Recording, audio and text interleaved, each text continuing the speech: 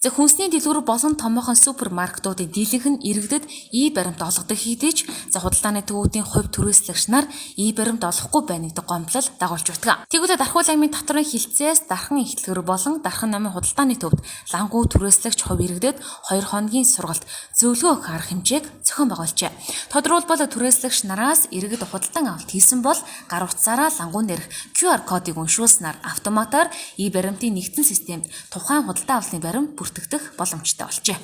За Дархан аймгийн татварын хилцээ 2020 оноос хойш хэрэгжүүлж авсан арга хэмжээний үндсэн дээр Дархан эхлэлгүүр болон Дархан худалдааны төвүүдээр төвүүдийн түрээслэгч нарт одоо ингээд баримтыг хэрхэн олгох талаар зөвлөгөө сургалт өгч ажиллаа. Бид нар болохоор QR код, баримтын QR кодыг бүх түрээслэгч лангуу эзэмшигчдэр байршуулан худалдаа авахч бүрт одоо баримтыг олгох боломж олгосон байна. За ингээд Дархан намын худалдааны төвийн бүх түрээслэгч нараас одоо худалдаа авалт хийхээр ирсэн иргэд маань хурж ирээд баримтаа авах бүрэн боломжтой болсон.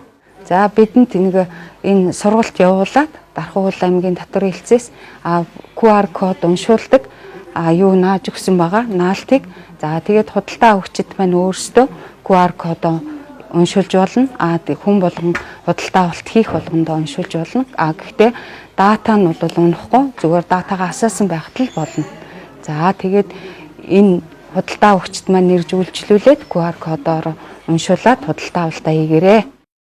За 2 өдрийн хугацаанд үргэлжилсэн тус сургалт зөвлөгөө харах хэмжээнд Дархан их төрийн нийтдээ 110 түрээслэгч, Дархан намын худалдааны төвийн 69 түрээслэгч хамрагдсан байна. Цаашдаа тус ажлыг Дархан зах болон олон улсын худалдааны төв, бусад худалдааны төвүүдэд зохион байгуулна гэдгийг аймгийн татварын хилцээс мэдээлсэн юм.